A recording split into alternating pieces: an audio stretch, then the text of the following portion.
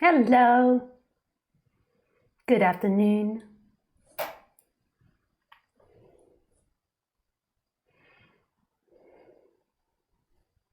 Bonsoir. Good morning, wherever you are in the world.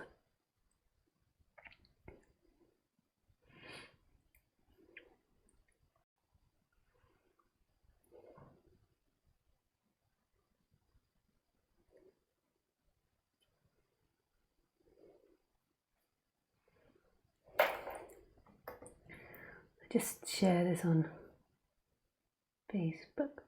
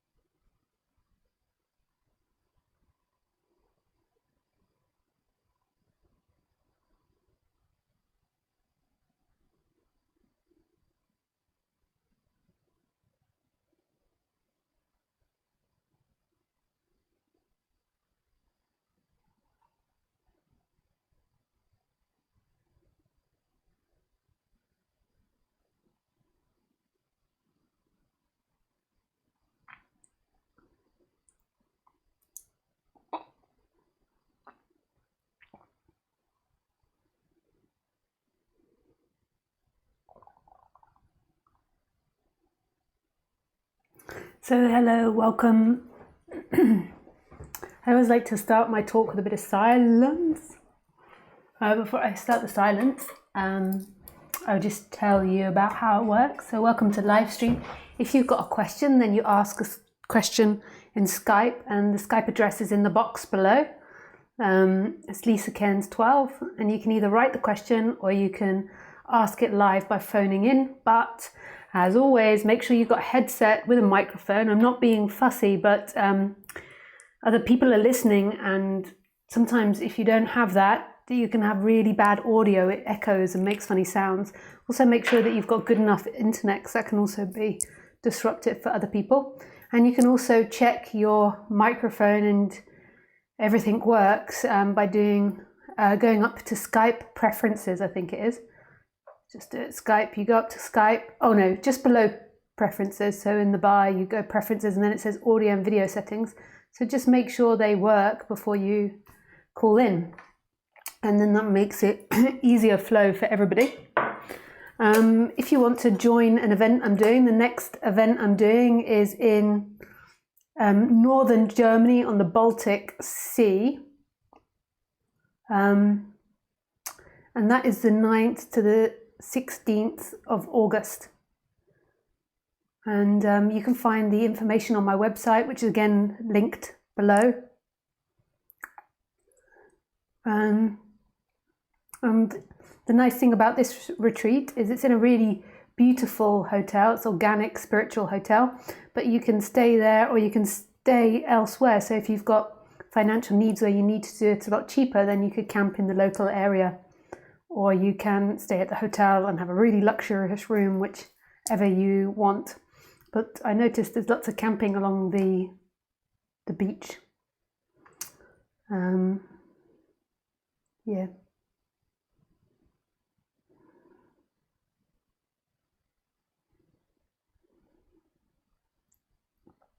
But it's also a really beautiful hotel if you want to stay there. But you're not obliged. What else? I do these talks every Wednesday and Saturday at 6 p.m. French time. The reason that I always say French time is because time zones change. So in the summer and the winter, it's different times. So if somebody's watching this video in the winter time and I said it by GMT or CEST or something, it might be really confusing. Also, I find that people aren't so great at time zones. I find it's easier to just look up the country, like the time difference between France and LA or France and Japan, than looking up all the different time zones.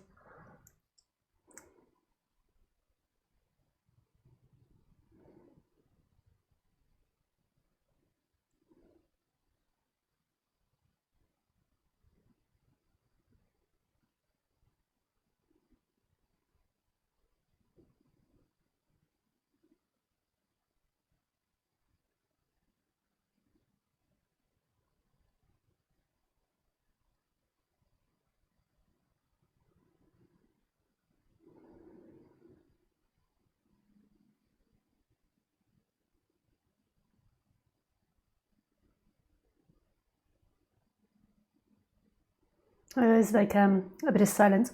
Also, just to mention the other channel that there is if you get tired of all the silences or the breaks that I take in the talks, then there is another channel that's not run by me. It's run by someone called Osborne, and he has another channel with video clips of my talks.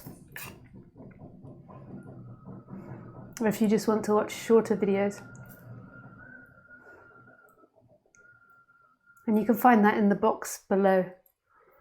There's or it's linked. It's like an associate channel. Also, I have another. Do you know, I get so many emails about this, and I just want you to know that there's no conspiracy or weird thing going on. People always ask me why sometimes my spot is flipped, on the other side. And the reason is some videos mirror you. So some videos pick you up the right way, so this is picking me up the right way, I think. But some videos just pick you up so the spot goes on that side. Just a question I get asked a lot, and I never ever have addressed why that happens. That is why.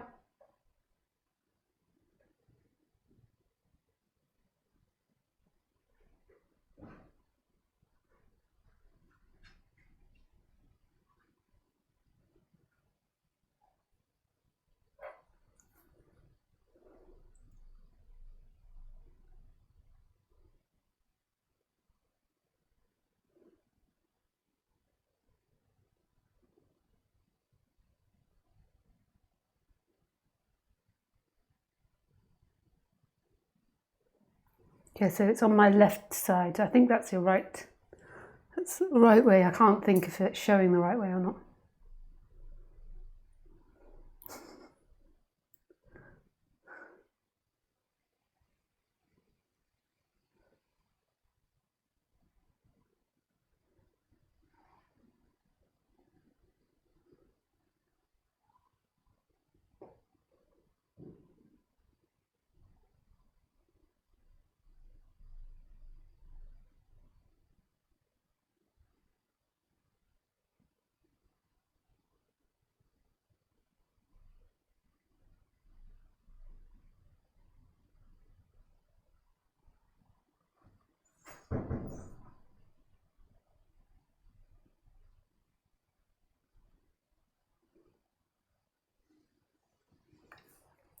Just shut this door.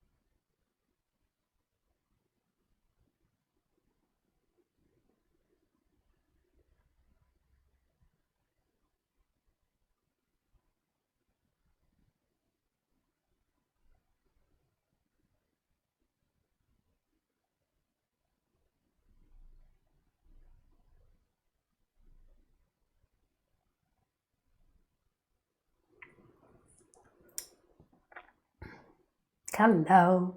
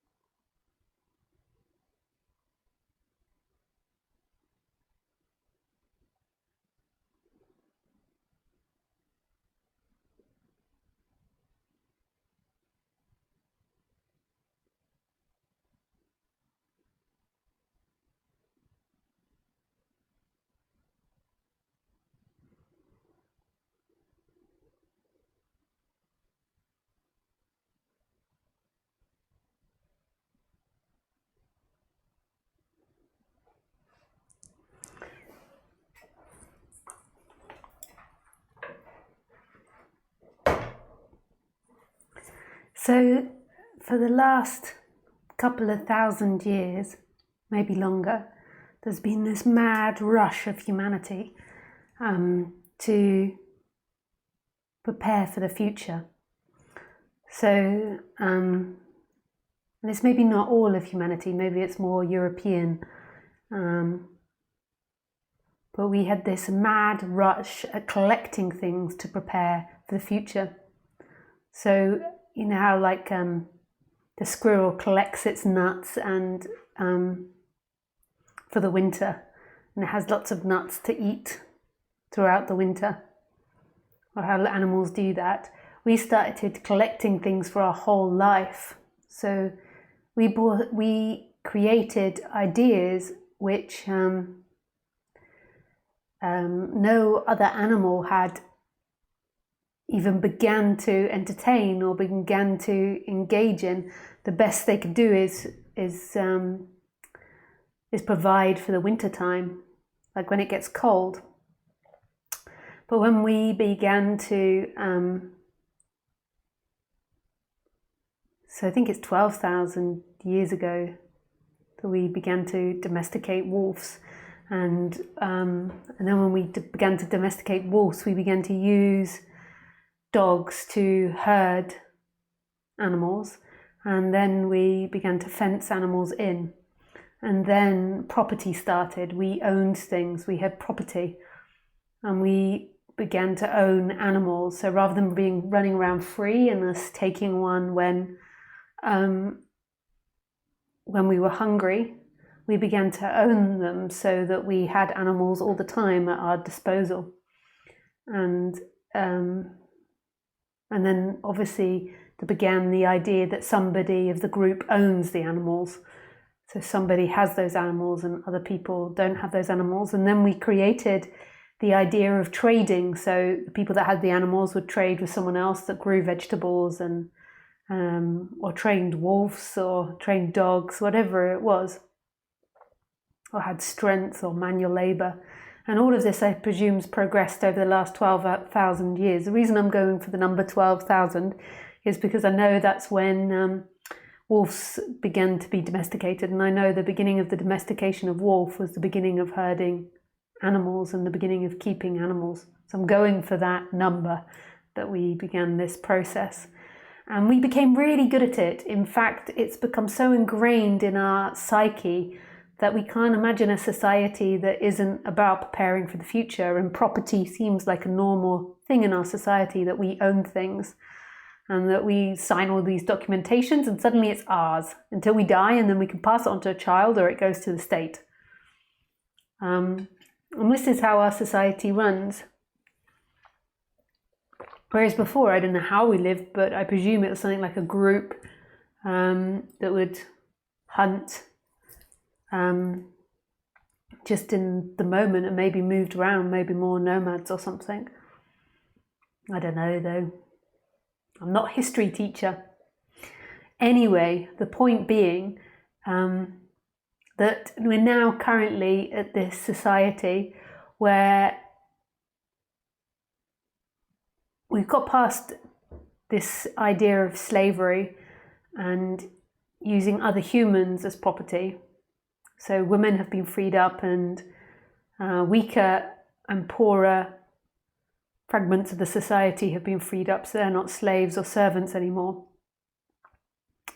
But we do have to keep continuously producing a lot of money in order to survive in our society and in order to keep the wheel turning.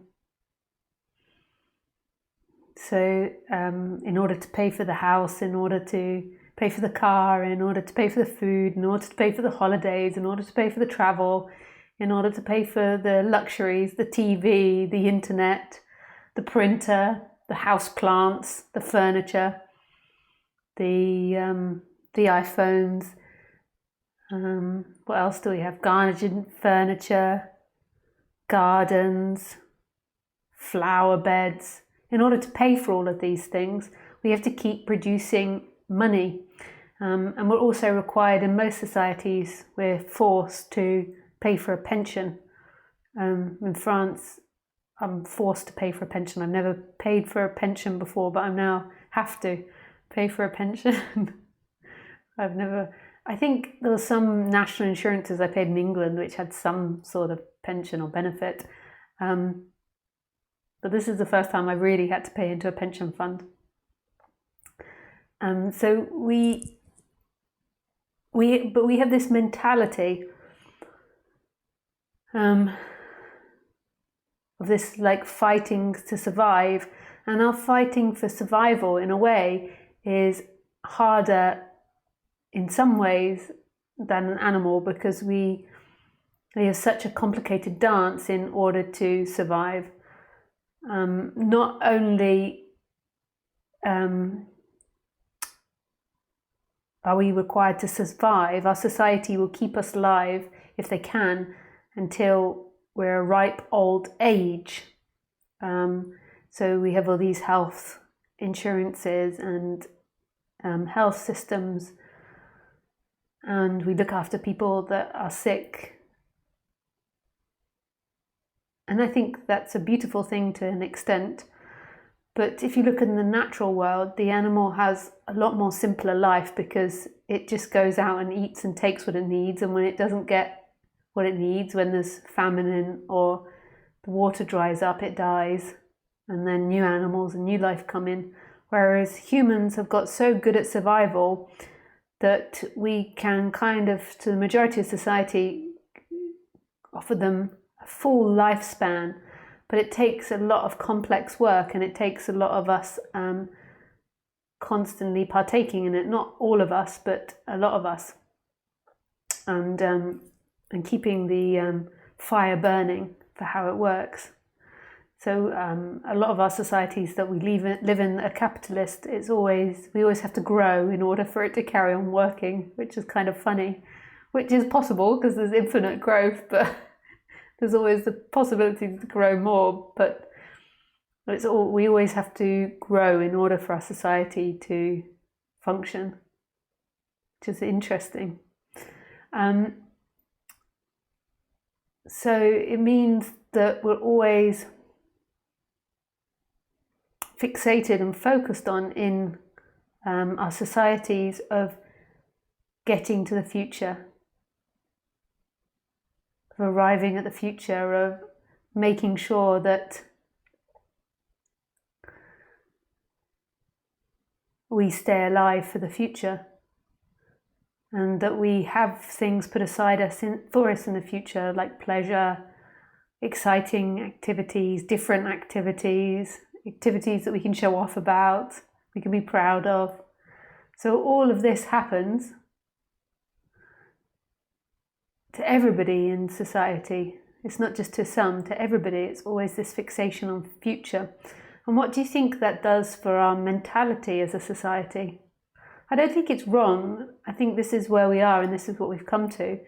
But what it's done to our mentality is our brain is constantly thinking about survival for the future and what we can offer society for the future. And when I say offer, I mean offer in order to trade, in order to be part of the group, in order to get on with people, in order to trade our goods, in order to provide a service, to earn money, to stay alive.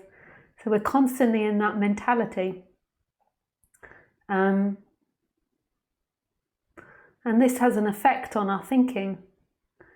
It means that we create lots of future thoughts, lots of thoughts about getting. We also create, or humans also create, lots of fearful thoughts about not getting and not having money for the future, things falling apart in the future, not making it in the future. And humans live in this mentality of past and future. And a lot of the thinking is about survival. Even if it's about being loved by the group, in a way you could see that's about survival, because if you're not loved by the group, then you're chucked out of society. Like being part of the group is the way that we survive, is the way that we thrive. We don't thrive alone. You can't live alone in this world. You have to be part of a group. Whether it be France or England or Japan or Australia or America or Israel or Saudi Arabia, you have to have a passport and be part of a group. So even getting on in a group is about survival. We obviously have joy and relaxment and entertainment, but most of our day is fulfilled with us trying to survive, even though it doesn't look like that, because we're telling the story about ourselves and about the way our life is. We're not looking at what our underlying and undercurrent thoughts and ideas are. And a lot of them are about survival. Even disliking someone, so even hating someone at work, more than likely the reason that you hate them and dislike them and fixate on it is because they're challenging your survival. So much is based on this idea of survival. So much of the thinking, dreaming about the future, like dreaming about a house, but you can't step out of it in the human world. Like in the human world, even if you're like, I'm going to be an artist, screw money, like art is still about producing something for the group. Like you can't be an artist if no one looks at it. I mean, you could be, but part of it is that you want to share it with the group. And that's about survival, even if you're like screw money and you're more philosophical about money and realize the trappings of money, still being an artist, a singer, a dancer. Like even, I don't care about money, I only care about my passion. Your passion is still based on you providing something for the group in order to trade. No matter what, try and think of something that isn't about survival. Let's all sit here and try and think about something that isn't about survival. Like even if I think about my love for Khaleesi, it's predominantly based on this childlike attachment. Like I have this physiological, biological need to care for something, and I'm not stupid as to what that is. And they say that they even breed dogs now with like high forehead and big eyes to evoke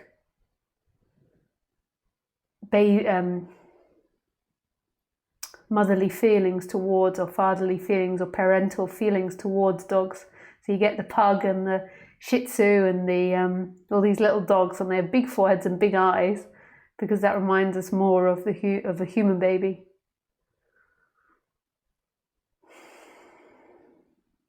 And we totally personify our animals. So try and think of anything. Like if you think about looks, like doing the hair, it's a part of getting on with the group. It's part of being in the group. It's part of being attractive in the group, to fit into the group. Why? To survive, to be part of something, to be united. I'm not saying there's anything wrong. I'm not trying to shame anybody for having these feelings or these ideas or these urges. I'm just trying to point out a lot of what you're preoccupied by in your thoughts, and trying to point out the truth to them. A lot of the time you're preoccupied in your thoughts and you believe they're true, you believe they're real, and they don't get questioned because they're fact. Like spending hours and hours thinking about someone you don't like, or hours and hours about someone you do like, or about your work, or about your money, about your savings, about your creativity, about what you should be doing. All of it is based on this human evolution of constantly surviving for the future. Most other animals survive for the moment. They do things which help them for the future, but predominantly it's moment to moment. Whereas the human has a whole timeline.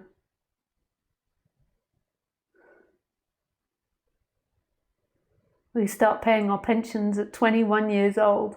We finish university and we're paying for pension.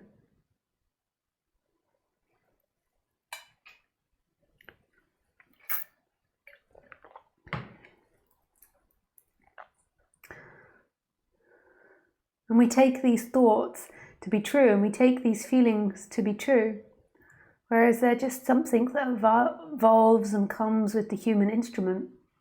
And your nature is something much deeper than that. Even your seeking for your nature is most probably on the surface level about survival. It's about you performing better, being more happy, which is all about survival. Being happy means you fit in, that you're more productive, that you do things, you're a part of something. So you're happy for the future. It relaxes you about work, it relaxes you about tension. So most of your seeking is about, or the surface level of seeking for enlightenment is about production, producing. And if you just let go of that, like just let the thoughts arise and disappear about what you've got to do or not do or be. Like being an enlightened person is about being somebody in society. Who do you want to be enlightened for? You don't really care just for you, it's for other people. Like the idea of enlightenment is a bullshit thing just to yourself. It's like you just are as you are. You most probably have a sense of wanting to be free. But is that being free of society? Is that being free of your human urges and impulses?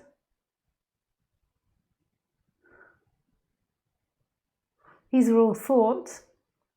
Waking up is much deeper than that, and it's got nothing to do with you being free or you getting to a certain state or you arriving somewhere. It's the simplicity of what's happening, the emptiness of it all. That this life is so empty and full simultaneously, right here, right now. And I can't touch all of you with those sentences and with those words and with the tone of my voice or the way that I speak from, because your mind and your feeling body is too busy, and to hear that this is empty or to hear the freedom that's beyond the desire to produce isn't fulfilling for you. It doesn't give you hope for the future. It doesn't make you feel right better now. You. And the whole time there's this you that wants something for the future or wants to get away from something from the past. So beyond all your thinking and your ideas, there is this still presence, this luminous nature that's got nothing to do with you getting something. It's got nothing to do with you. It was here through everything, through you being educated in this society,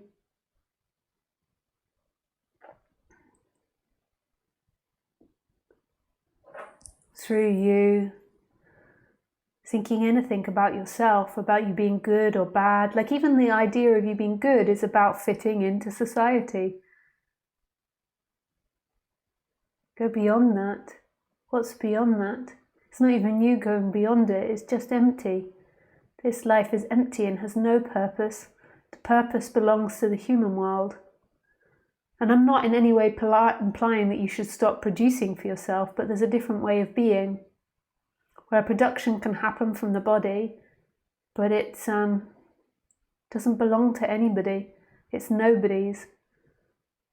And the emphasis in every moment is this moment rather than what you're going to become, who you're going to be, where you're going to get to, what you're going to have.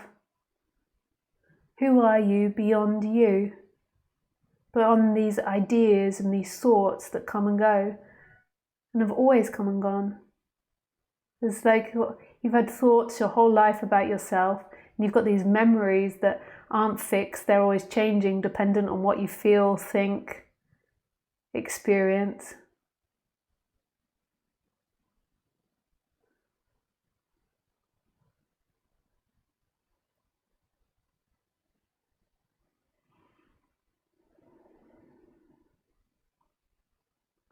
And what would you be without them? You'd be right here, nothing. Nothing. Just a happening, so empty and free and alive.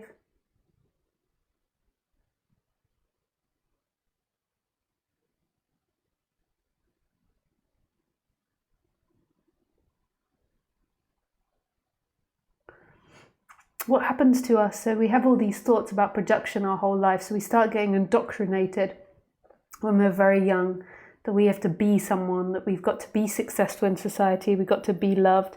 And for some people we might be indoctrinated to believe that we have to be super successful, some it might be rich, some that we have to be an artist, that we have to be creative. And then it begins, that change. So you go to school and it's indoctrinated, all your friends are talking about it, always about the future, future, future. And what it does is the more you think about these things, the more that is encouraged, the more it aggravates your chakras, so your emotional body. So if you, say in the solar plexus is all about action and doing something, and that you can do something, that you will do something, that you'll survive, that you can be creative. And when it's in its negative, it's hopelessness, helplessness, you can't do something, you're stuck. So if you go to school and you begin to have thoughts that you can do something, you'll have a lot of energy coming from here. And they'll be the ones that are really action orientated and completely fixated on the action, but then they'll get identified with that, but it's a more positive feeling. They'll get identified with always doing something, and if they can't do something, then they'll deeply suffer. But if you get activated where you keep telling yourself you can't do something, you're going to fail, nothing works out for you, and you won't make it, then this one will grow in pain. And it's maybe something that comes and goes, like when you're more happy and expanded, you're not having those thoughts, and when you're more tight and contracted, they become very strong. And then because you keep thinking that, it's like you keep repetitively stabbing a wound in your arm. It's like it begins to hurt and ache over time. And then what we begin to experience is that all of our chakras are overactivated, or the chakra system is overactivated, and there's either big swings between positive and negativity, or there's ones that you're more positive in and ones that you're more negative in. And you get like really unhappy people tend to have very negative chakra stories. More happy, positive people have more positive chakra stories. And then some people oscillate between the two. And then sometimes people change throughout their life depending on the circumstances. If you have really traumatic events happen to you, it changes the chakra system. And the thoughts and the chakras go together. So if you're having really negative thinking about being a failure, but you might not even be aware that you've got thoughts about being a failure, you might only be aware of the surface thoughts, which are telling you about how someone else has failed or how someone's an asshole. But underneath it, you feel like a failure. And deep down, and the chakra is in burning pain. And they come together. If you're feeling like a failure, then the solar plexus will be out of balance. If you have heartache, if you feel unloved, your heart will be out of balance. If you feel like you can't express yourself, then the throat, and so on throughout the chakras. And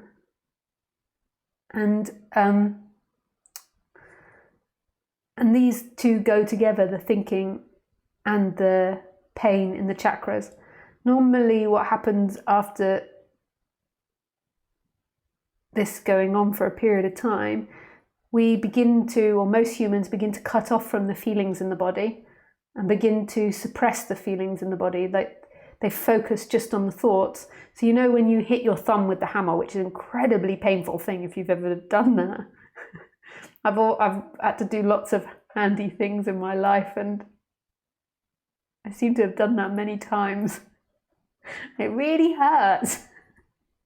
But if you've been unfortunate enough to hit yourself with a hammer, if you do something like that, what you can do is you can focus on something else and the pain dissipates in your thumb. You can also focus in the pain, but you can do other meditation techniques. But so you can focus on your thought, so you can focus on something else that's happening, and it dissipates the pain in the thumb. Then when you put your attention back in the thumb, it seems to hurt even more, and then lessens and lessens.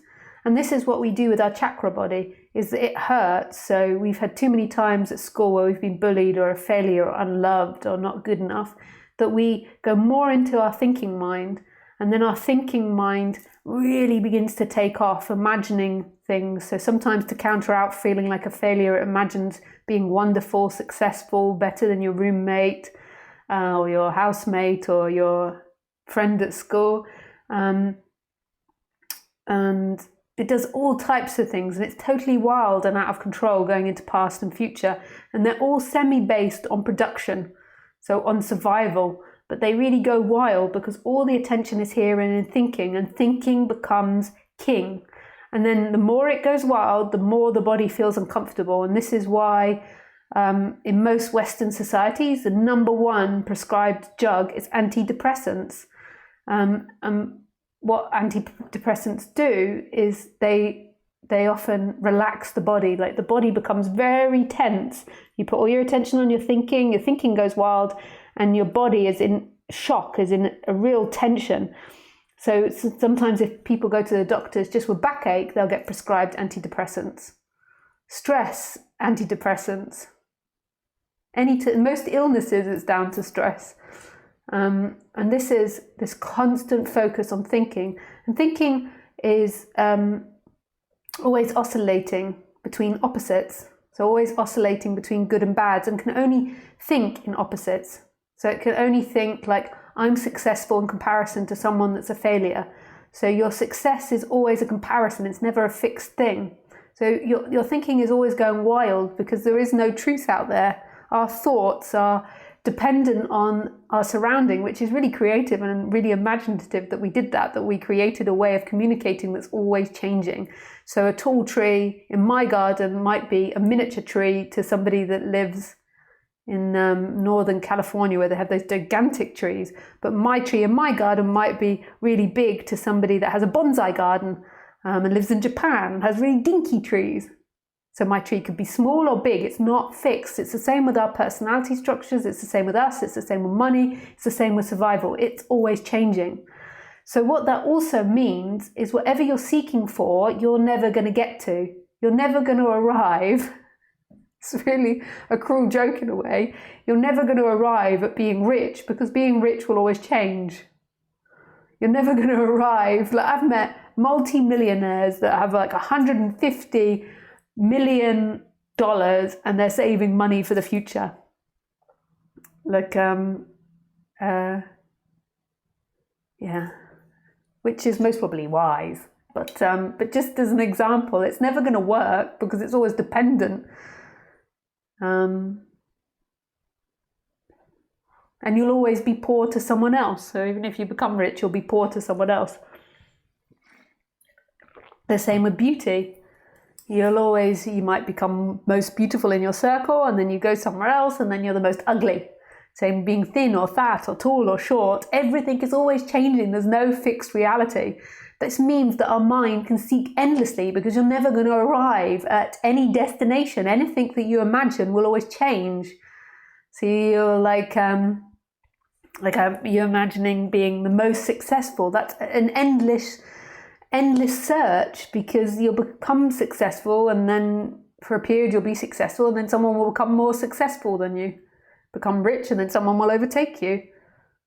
You'll become good at music, and then somebody else will overtake you. It's endless. And this life is always expanding, and it's never stopping still, and our language reflects that. But most of society just live in this mental reality, and it's really stressful for the body because it's out of line with reality. It's out of line with what's happening. What's happening is empty and free, and it's all about this moment and all what's happening in this moment, like the emptiness of the current experience. But what the person does when they're separate is they're always in a removed reality. They're living in a daydream rather than living right here with all the sensations of happiness, joy, sadness, pain, excitement, whatever's happening.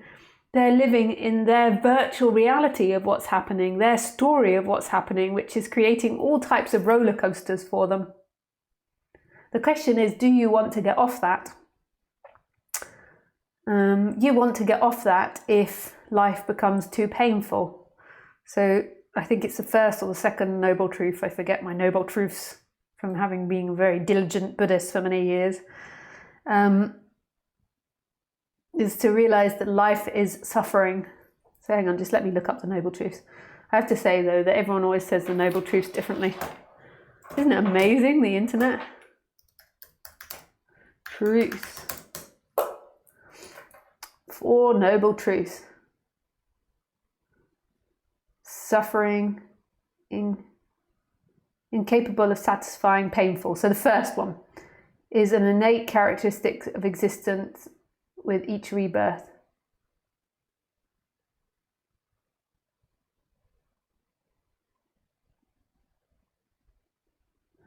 So the first one is the realization of suffering. So you want to get out of this great dream if you begin to realize it's a dream of suffering, and then you're like, okay, I want out. I want a refund. Some guy loves to say this on my videos at the moment. I want a refund, which is very ironic because they're free, but he's like saying he wants a refund because he thinks it's funny. But you want a refund on life.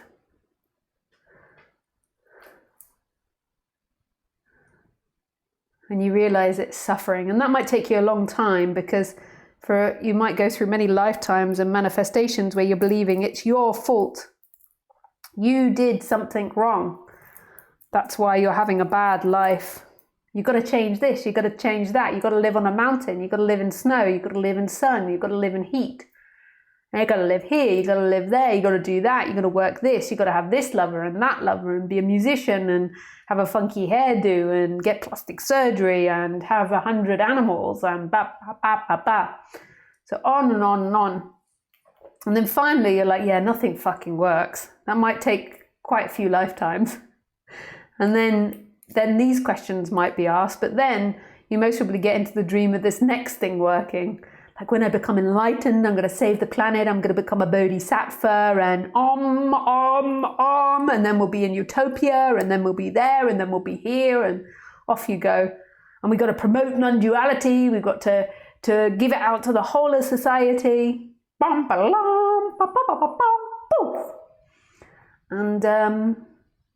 And then all the time you're right here. You're still here. And then finally you most probably get sick of that story, and then you begin to get depressed about that.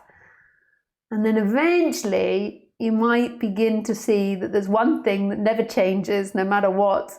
that's here silently, holding, supporting, and loving everything. And it's like slipping into a warm bath, perfect temperature. Here we are. This is it. This. The reason, if you're sitting there going like, fuck you, that feels really bad. The reason that's happening is because your chakras are out of balance and your focus is just on your chakras and your thoughts. And you can't hear what I'm saying beyond that, which is okay. You can book a session with me and we can work through it, because I find that most of the time if people do it live in front of other people, they struggle to be honest, because you have to be really honest to go into these thoughts. And it's difficult. I'm not shaming or saying that there's anything wrong with that. It is difficult being really honest when you know that there's like 150 people watching and then later are like another 2,000. But you can also call in. If you've got no money, you can call into the freebie. But you have to sacrifice your dignity and let other people know your messed up thoughts. But don't worry, they've all got them too. They just maybe aren't aware of them. Or maybe they are, but they still don't want to share them. Yes. And it's always a bit of a battle. Like, I don't mean to ever be rude to someone, especially when we're live on the internet, but it's always a bit of a battle because often you don't really quite want to admit what you feel. There's still like a trying to jump out of the water, like, no, I'm better than that. Still trying to keep an image of yourself or trying to live up to a representation of what you want to be. And like admitting that you just want money or you just want sex or you just want all the attention in the room. That you're just sitting there going, love me, love me, love me, love me, or hate me, dependent on your particular makeup. Or I'm going to fail, I'm never going to make it. So then it's like people are always trying to jump out of that and go back into stories to rectify their reputation or their self-image. So it's sometimes a little bit of a battle. And sometimes I lose patience, not very often, but I lose patience not because I don't love you and respect you, but because it's so obvious from here what's happening and the denial and the pushing away of it. It's like you're sitting there and there's like a horse in the room and everybody else is like, there's no horse in the room, there's no horse in the room. And you can see the horse in the room and the other person can't. And I know it takes time and I try to be really gentle, like just see if you focus on the colour brown, see if anything appears, or if you focus on the idea of fur. Okay, but yes, so you can ask questions. That was a long introduction. Hopefully you didn't fall asleep or doze off into the imagination of you. You're still here, you're still listening, and you can ask a question. I'm just going to go to the toilet. So just give me a couple of minutes while I release the water from my body so I can put in new pure water. We're like swimming pools. We have to constantly process water to stay alive, you know, like we put in the clean water, we let out the dirty water, clean water, dirty water. But maybe swimming pools like drink their own water. They keep just recycling the water, whereas we don't recycle our own water. I'm sure we could do though. Okay, goodbye.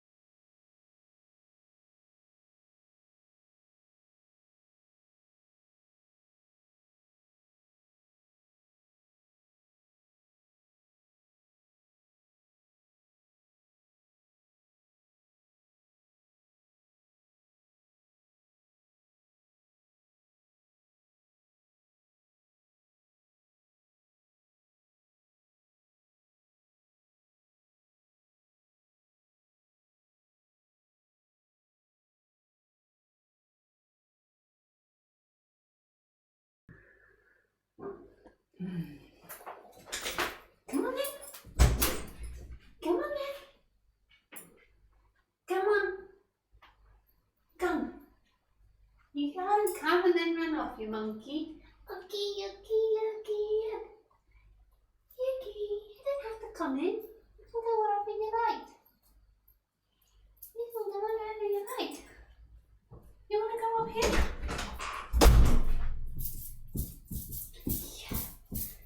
Yeah. Good girl. Good girl. You do as you like, Missy. You do as you like. We are back from the toilet break.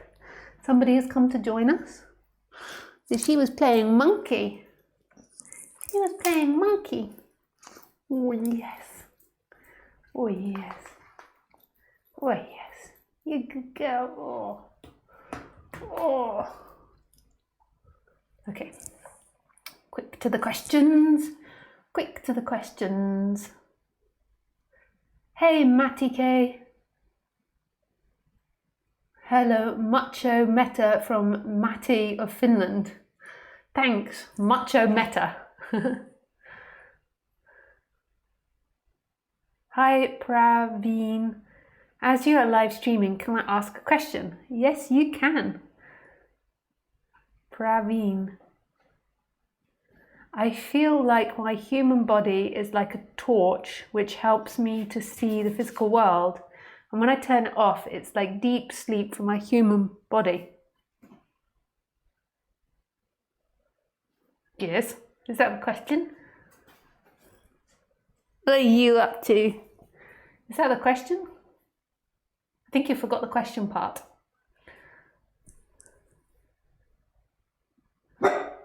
Okay, you want out. Okay. Go on then. Good girl. Okay, hi Jan. I think that life is tragic because in every corner of it you'll see a catch-22, and no matter what you do, life ends with dead. But it seems to me that suffering comes from not wanting these experiences. Once you accept them, pain might still be there, but it stops having a coercive effect. Am I crazy? You're not crazy, Jan, but I don't agree with you. If you're interested, I shall share my opinion, but it's just my opinion, and my opinion always changes, so tomorrow I might agree with you. But currently I don't agree with you. I don't see that life as a catch-22 everywhere you look. I see it as a circle between growth and destruction. And most of the time, humans only want growth. So no matter where they go or what they're looking at, they're only looking for growth. And it's not something you can maintain. And that expectation that you can always expect growth, in a way, is a big trap and creates lots of suffering. So it's not that it's a catch-22, it's that it's a circle. What goes around comes around. You get it, you lose it. You get it, you lose it. You get it, you lose it. So that's my opinion, if that means anything to you. Hello, John Kramer. Hello from Armello, Texas, USA. Armello. That's a hard word. Something, Texas. I love you and thank you for helping me wake up. Pleasure, John. Nice to hear from you.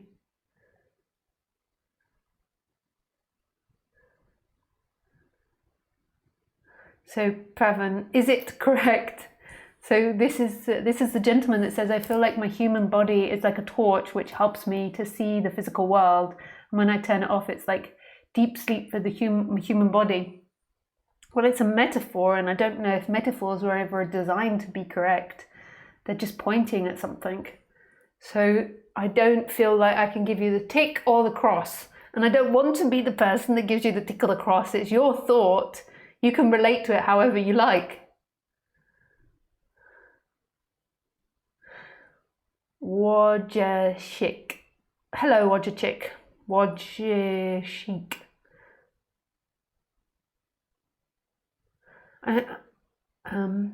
I'm afraid that I will never wake up and be a dwarf only for holding frequencies like a can. Yes, I can. It's just a thought. I know that sounds really like insensitive, it's just a thought, but that's a thought that you get attached to and you believe it to be true, so therefore it keeps repeating on you. Keeps repeating on you like garlic does for me, especially if I eat it raw. Hi, nice to see you again. Hey, Navid. Oh, I really liked your pictures. I forgot to write back, but they were very beautiful. I just see them now. I open it from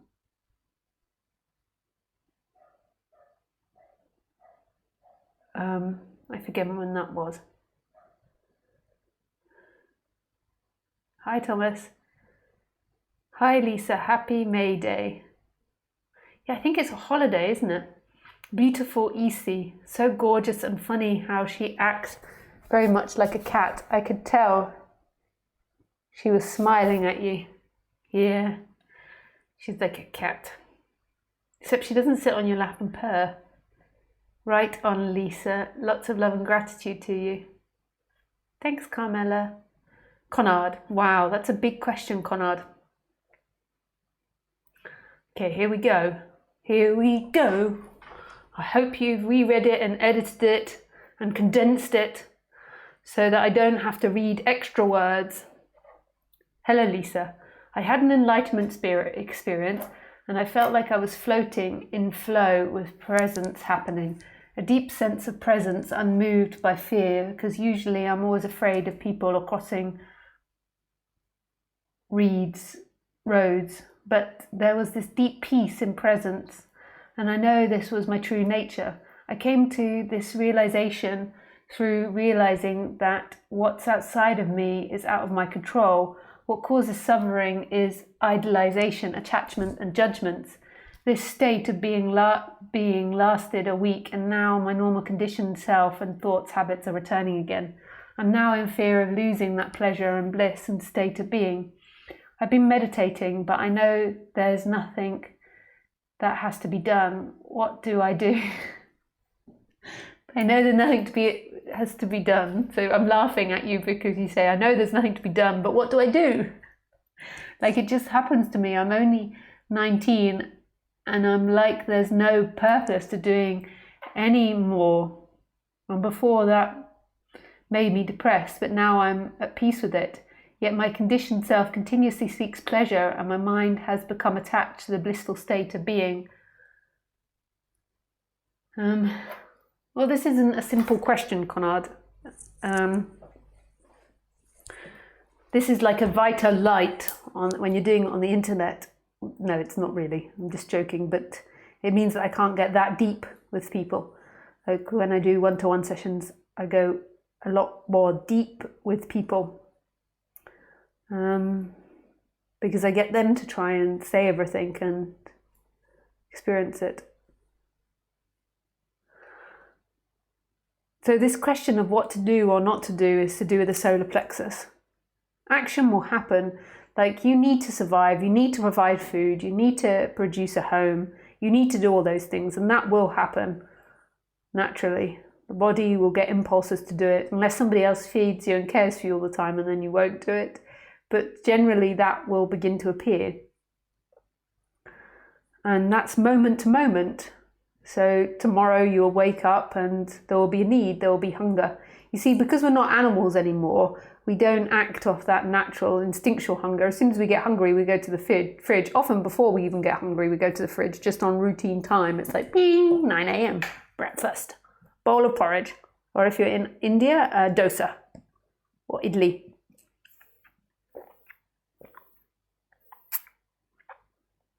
The water goes in to clean the system, the bad water comes out. I said it was like a swimming pool, but then I realised that the swimming pool recycles its own water. It's more like an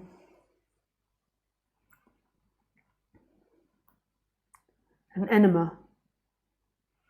I can't think of an animal or a system that is recycling the water, putting good water out in, letting bad water out, except all other animals, but I mean like an inanimate object I was trying to relate it to. So your body will naturally go towards surviving. And it's not that complicated. You don't need to think about it all the time. Like you go to university or you're not, or you don't. And the problem is that you think that, you know, if I go to university and I become a doctor, or if I have this type of career or that type of career, then I'll be happy in the future. And this is the old way of thinking. It's just following in your flow now. And what your flow feels like is an expansiveness, is an openness. So it's just following that. So when you're hungry, there is an openness for food. It's like a natural reaction. And what we're doing is, or what humans are doing, is they're constantly thinking about what to do, what to do, what to do, what to do, what to do. And it's a solar plexus disbalance, but nobody believes me. Everyone thinks it's a real true question. And then they keep coming to me and saying, what should I do, Lisa? It's a solar plexus disbalance. Rebalance the solar plexus. And the solar plexus at its extreme, when it's really disbalanced, then it goes into depression. There's nothing I can do. It's hopeless. This life is hopeless. There's no point to anything. Of course, there's no point to anything, but no other animal minds about that. The squirrel's just like, yeah, collect a nut, collect a nut, collect a nut, collect another nut, run up and down a tree, collect a nut, run up and down a tree, have sex, have babies, run up and down a tree, collect a nut, run away from the dog, run away from the dog. And the squirrel's not sat there contemplating the meaning of its life. It just is. It's just being. It's here. But the human does that not because it has any purpose. It does it because the solar plexus goes out of balance and it produces those types of thoughts. They're just thoughts. And then they produce a certain type of experience. They're not true. They're not reality. What's reality? This moment, this presence. And those thoughts don't belong here. Those thoughts are like clouds passing through, but they're not here. They're not this all the time. What's here all the time? And that is the consciousness, the empty looking, and this sense of existence. And then everything else is passing through. And that thought appears and disappears. It's like believing that the window is always in your experience and is like part of your identity. It's just a thought. It's a conditioned thing that comes up with our current language, and it makes you feel a certain way. It makes you feel alienated and lonely. And the more you think it, the more it encourages that. It's not true. What's here? What's left? And you can do a couple of things. You can do a solar plexus exercise. You could do an exercise off the internet for the solar plexus. You could rub, you could massage your body. And then you can also put your attention there and just see the basis of what the solar plexus thinks.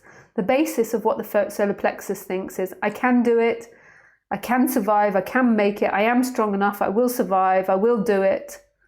I can choose, I can be hopeful. And then out of balance, it's I'm helpless, I'm hopeless, I'm frustrated, I can't do it, it's too hard, I'm stuck, it's never going to work out, life is meaningless, etc. So you just get to the base thoughts and you see them for what they are.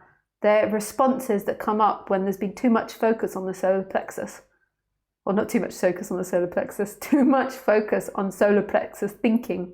And it's just encouraged it. And then it creates those feelings. So the solar plexus creates those feelings of loneliness, of despair, of isolation, of numbness, of frustration, of anger. And all of them are taken to be true and taken to be something about you. And they're not.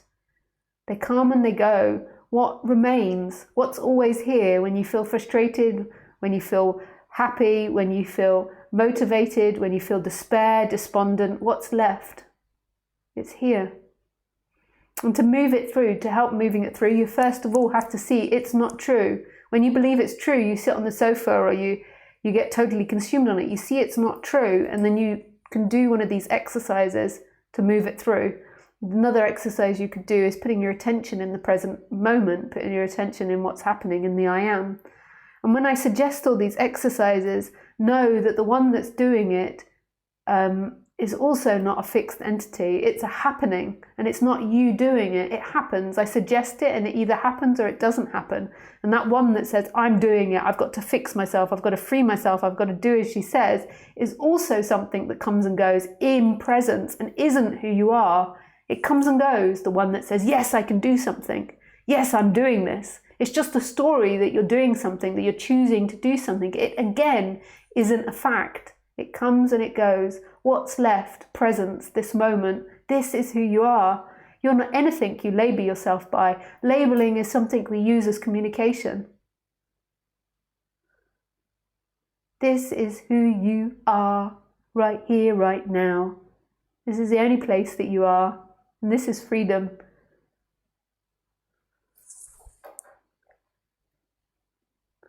This seeking stress drives from necessity of doing something. Everybody in this world is doing something. You talk, others produce goods. Deep down we want to do nothing, but we must do something nevertheless, and that is stressful. Actually, we don't want to do nothing. You'll sit on the sofa doing nothing for a period, but then you'll actually get up and do something when the impulse comes. Often though, we're doing something because we're telling ourselves we should do something, and that's exhausting and makes us not want to do it. Oh man, that's orgasmic. Look, I'll show you. That looks really cool.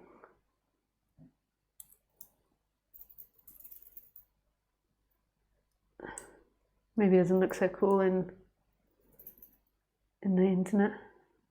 It looks really orgasmic from here.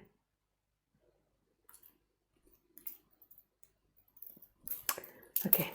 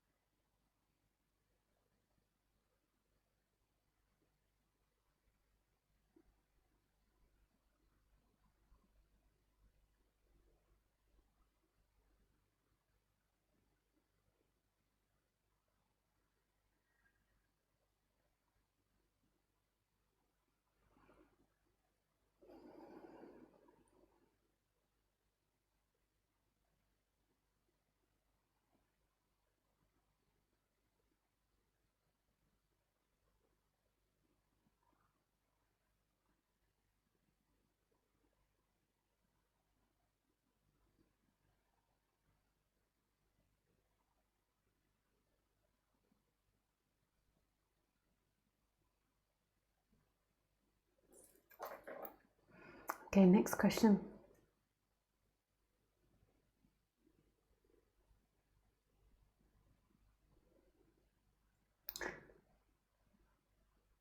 Hey Amy, hi Lisa, sharing love from the desert. So glad you're here. Hey Amy. Hi Lisa. Oh yeah. Haha, it sounds like you have been a squirrel in a past life. Hi Lisa, thank you for your service. May I call? Sure, William. Thank you for your service. That reminds me of the film The Giver, when the people are going off to death, but they don't know they're going to die because they haven't got the concept of death. The society goes, thank you for your service. And they're like, yeah. And they don't know they're going to the death chamber. To them, they're retiring. And they don't know what that is. But they're happy about it because everyone's told them to be happy about it. Thank you for your service. Just call when you're ready, William.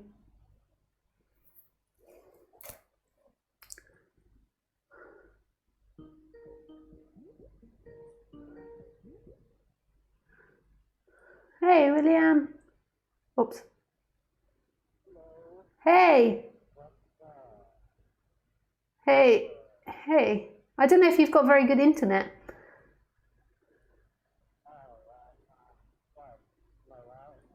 It's not so well, no. Have you got your earphones in? Hey, yeah. Speak again.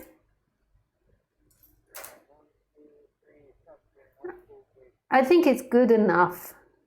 I think it's good enough. Yeah. Just let me check this. Hang on. Oh, there you go.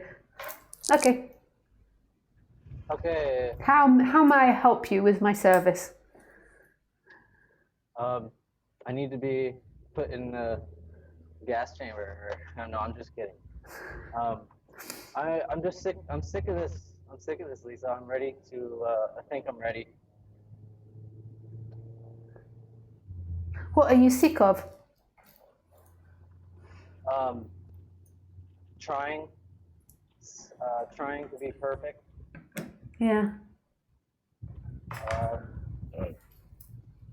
don't know. You know.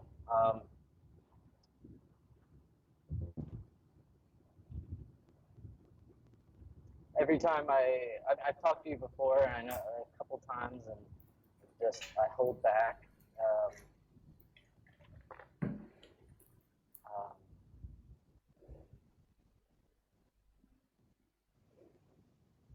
I don't say. What should I say? Yeah. So you're sick of being. Freedom. Yeah. So you want freedom, and you're sick of suffering. Where do you feel that in the body?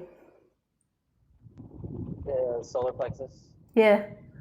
Like you're tired of it. That's what the solar plexus does, is it's like this sense of frustration, this exhaustion, this feeling like it can't go on. It's not actually what you think, or what it is what you think, but it's not actually true. It's what you think and feel now, so it's your truth. But it's actually like it's like a part of your body that's gone off balance, and it's just repeating thoughts. Just like if you eat bad food, you get like gut problems, or you get diarrhea or something. At the moment, what's happening is your solar plexus is in pain, it's in the negative, and so it's producing thoughts that you can't do, and that you'll fail, and it's exhausting and tired, and that you can't keep living your life. But right here, right now, what life are you actually living? Where is your life?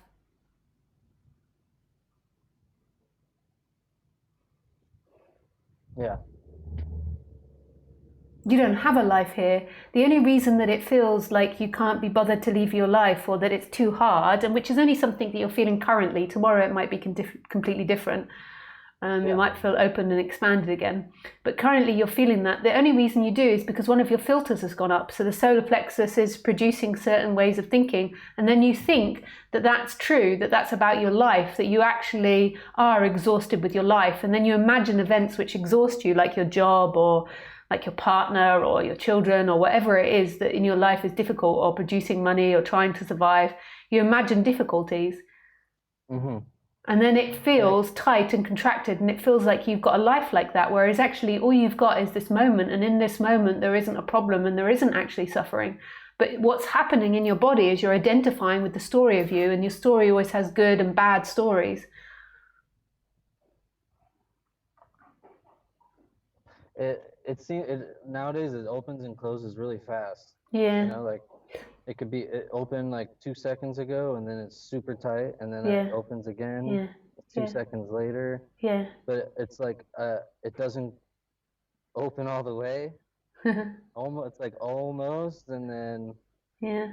And and do you believe that it can open all the way, or do you believe that it's never going to work for you? Both. Yeah, it changes. Yeah. So it's just seeing all of this, like all these fluctuations. But what remains is presence. And it's just staying still in that presence. So it comes in, it opens, and lots of bliss is released, it closes, and lots of hell is released. And yet here is presence, here you are. And it's staying still in that. It's this addiction to story making and formulating a story around who you are. You're only ever dealing with life in this moment, and this life is free of everything. And I have a lot of addictions too, like drinking. I haven't drunk in a couple days, but I was drinking every day. Yeah. Marijuana. I haven't smoked in a couple days. I'm being honest, actually. Yeah. No, that's great, because that's going to totally kick the solar plexus out of balance, because the two organs with the solar plexus, this is according to Chinese medicine and some Indian theories as well. But the two organs that are related to that is the gallbladder and the liver. So when you drink and when you smoke pot, what you're irritating is the gallbladder and the liver, which will produce more solar plexus thoughts. They're all connected in the system, in the meridians and the energy points, and it will produce more thoughts like that. So I don't know if you noticed this, but if you drink alcohol, the next day you might be more angry or more grumpy, and anger is associated with the solar plexus, and frustration is associated with the solar plexus. It's all deeply connected, and it's way more intricate and delicate than what we imagine it to be. But everything that you do in your daily life is activating and deactivating certain energy points, and that's giving your experience. And then you collect all that information and you believe that's a separate entity called you, whereas actually it's just a response to life that's happening. And it's nothing personal. So with the addictions, then I really recommend a teacher called Paul Hederman. I think he has a book about addiction. I do watch him. Yeah. I watched all of his videos, yeah. Oh, nice. And I think he also has a book about it as well. And I really recommend programs like AA. I've never done it myself, but I hear really positive things about having this community and this group and people helping you. It's going to make your life harder having addictions if you do them. Mm-hmm. In the end, it's not down to you to stop it. It's something that stops, but it's like God's will, it's grace. But if you have a life filled with addictions, it's going to make your emotional body, your body unbalanced, your system unbalanced, your emotions unbalanced. Having disbalanced emotions will make complications with your relationship with work, with relationships with lovers. Addiction can be a bodily thing. It can be something that's hereditary. Most of the time it is, but it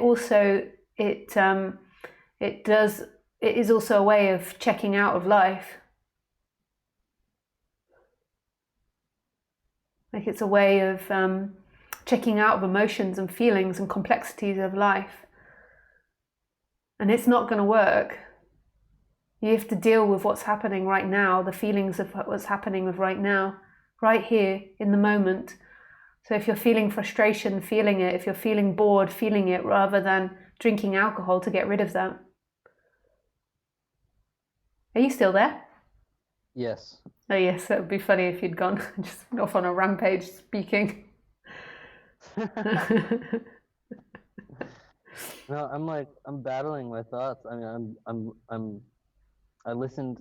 I stopped listening because I was thinking so hard, and I was like, God, I'm trying to listen, and then.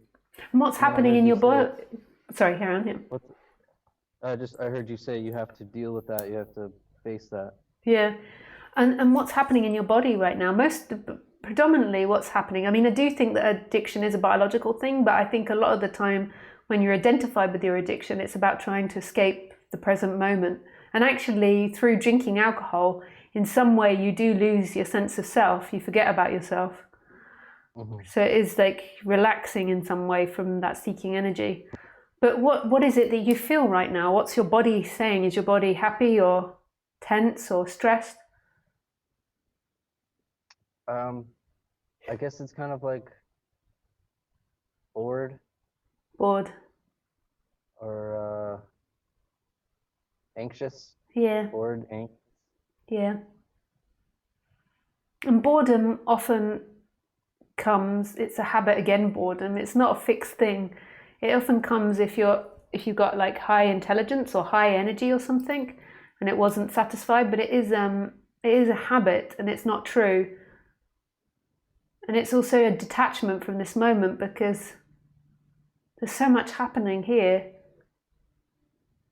Like sometimes this boredom, this sense of dis-ease with the moment is that there's something better that you should be doing, something exciting, like looking for that next high, looking for that next dopamine release where you experience something better or higher or more exciting.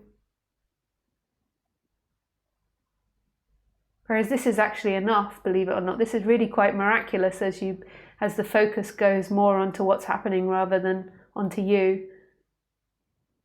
But it's quite common that somebody with an addictive personality experiences a lot of boredom, like a lot of agitation, because what you're agitated with what's happening, and you're associating happiness, and you're associating joy and what you want with a dopamine release, with a excitement. And so this moment is completely unexciting because there's nothing special happening, where there is something really special happening.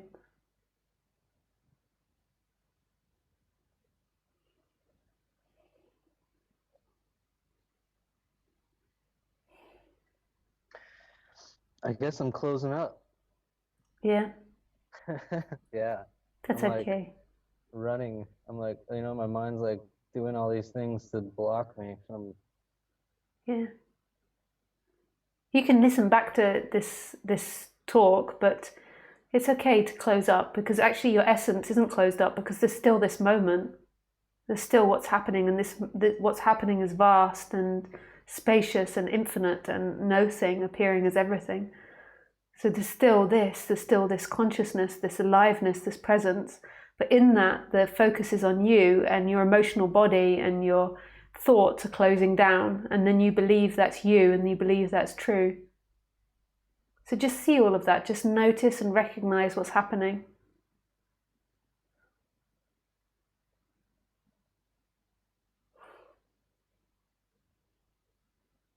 Okay. Just see that it's totally impersonal. You're not doing anything wrong or right. It's just happening. The body's closing in this space. And notice that this space is really vast, as far as you can see, as far as you can feel, as far as you can hear, as far as you can smell. And that's what's actually experiencing now, is this moment, this presence. It's experiencing itself, it's conscious of itself, and it's not separate from itself. And then there's this person that's small vessel in the middle, saying, this is me, this is my life, and I'm not happy now. I want to feel pleasure now. I don't want to feel this. And just let it happen. The way you trick it is by just doing the opposite to what it's saying. You let it happen, rather than the seeking's like, run, run, run, alarm. Wow.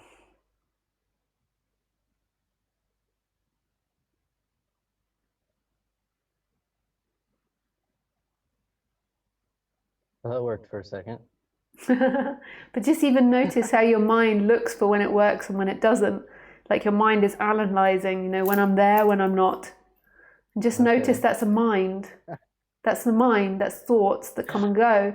And then there's still presence right here. But your mind is like jumping on it, like wanting an experience. And notice that's a small part of the experience. There's so much more happening here. But then the energy is narrowly focused on you. Like, so when you're deeply suffering, you do feel contracted, you feel small.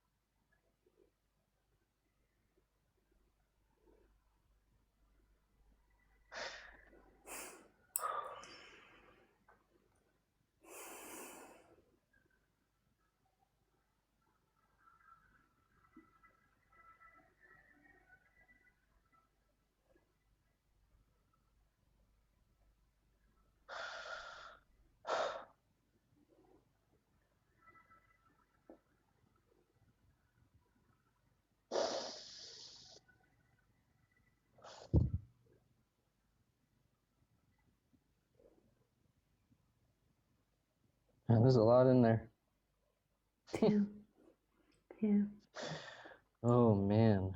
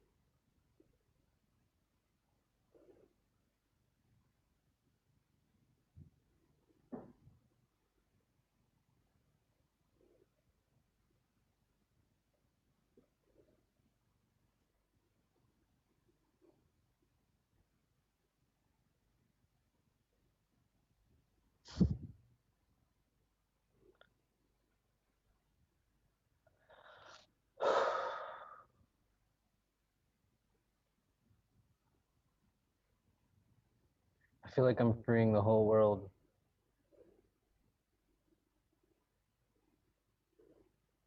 I mean, that's probably a little bit of ego that's left. No, but it's what it feels like, I guess. What do you mean carrying the whole world? No, freeing. Like it's yeah, I messed it up, but not really, you know. Like I feel like a lot just emptied, and there's a lot more. It's just there's just like all of it is just there. Like there's nowhere.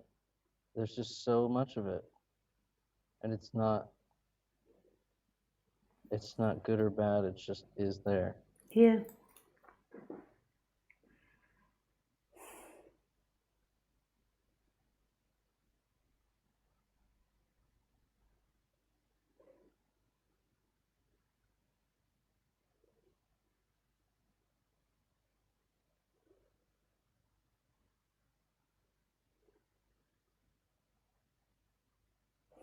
You gave me that space, and I felt like I was taking up everyone else's space. Oh, yeah. And I was jumping around with that, and then I realized you were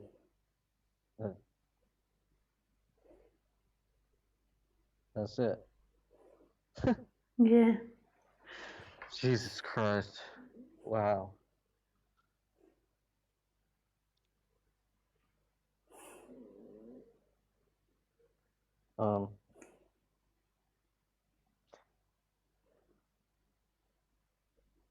How do I not mess this up? I mean, I guess You can never mess it up. There's never been you that's acted. You never did anything. You can never mess anything up. There's been impulses that have arisen, which are a series of events that have dated back right to the Big Bang. Your impulses are never yours. They come from what seemingly came before, everything that came before. And then you claim it to be something about you, but it's like a domino effect. It's like all these dominoes going off, and then you act and you say, that's my act, I did something. In the story of things, there is endless effect and cause and effect, like endless, and there's nobody that did anything. But then in this moment, if you examine what's happening, you also see that you never wrote in your impulses, you never wrote in your choices. You couldn't have ever done anything but what you did. Like, choice is a really amazing thing. We always think, because choice comes with two options, we always think we could possibly do something else. But have you ever experienced doing something else?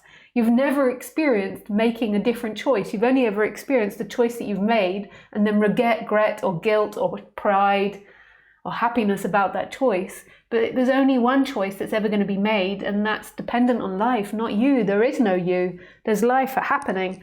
There's impulses arising, and nobody ever really makes a mistake on the ultimate level. We have the idea of mistake in society in order to be able to control groups, in order to be able to live together. So we have these rules of like getting your car MOT'd, I don't know what you call it in America, or controlled technique in France, so that it doesn't kill people by driving a death trap on the motorway. And then we have rules like the way we treat the opposite sex, or the way we treat children, or the way litter, what we do with litter, how we live in a community. But these rules don't define us. They define the society we live in. They define the collective consciousness. There's nothing that defines us. We are this moment with impulses arising.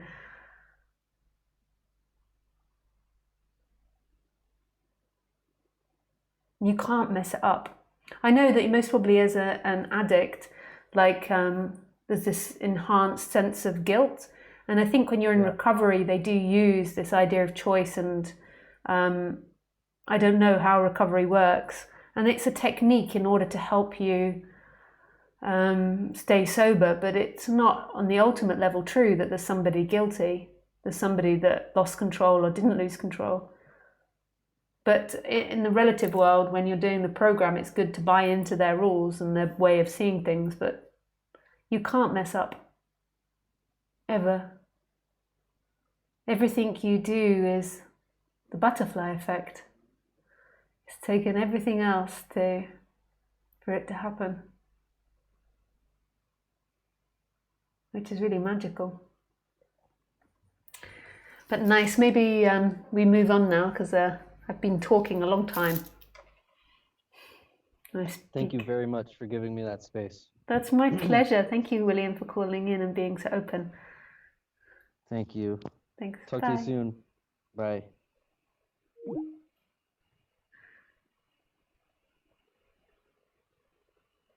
Hey, Isabel, she's saying, thank you today for your exquisite sharing. Isn't that word exquisite beautiful? It's a pleasure. Exquisite. I see there's a lot more questions, but I don't think I'm going to get past them, because it's now 8:04 French time, which is the end of stream. I have duties to do, things to do. I have to go and eat my dinner. Basically, I'm just greedy. It's the only thing I have to do is go and eat. Yeah, so that's enough. I'm off to have my dinner. And if you send your questions again, I'll try and leave them there so I can answer them on Sunday. I think it's Wednesday today, yes, so on Sunday.